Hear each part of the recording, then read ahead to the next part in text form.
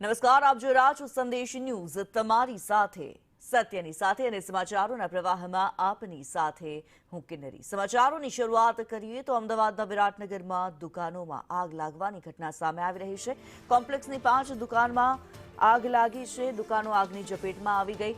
Bridge નજીક કોમ્પ્લેક્સની દુકાનોમાં આગ લાગી। ફાયર ફાઇટર દ્વારા આગ પર કાબુ મેળવવા પ્રયાસ હાથ ધરવામાં આવ્યો છે। વિરાટનગર હાઈવે પર દુકાનોમાં આગ લાગવાની ઘટના સામે આવી રહી છે।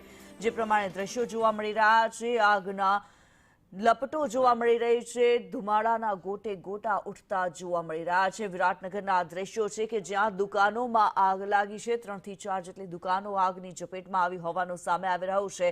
ફાયરની ટીમ દ્વારા આગ પર કાબુ મેળવવા પ્રયાસ હાથ ધરવામાં આવ્યો છે। કશ્યપ અમારી સાથે જોડાયેલા છે। કશ્યપ, આગની જે ઘટના સામે આવી રહી છે, હાલની શું પરિસ્થિતિ?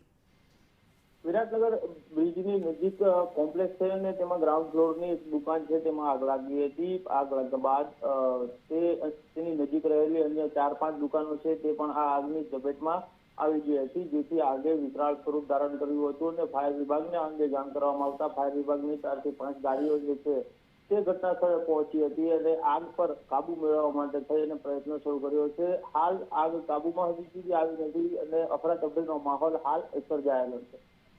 જી ધન્યવાદ કશ્યપ આ માહિતી માટે। ત્યારે વિરાટનગરમાં આગની ઘટના સામે આવી રહી છે। 4 થી 5 જેટલી દુકાનો આગની ઝપેટમાં આવી ગઈ।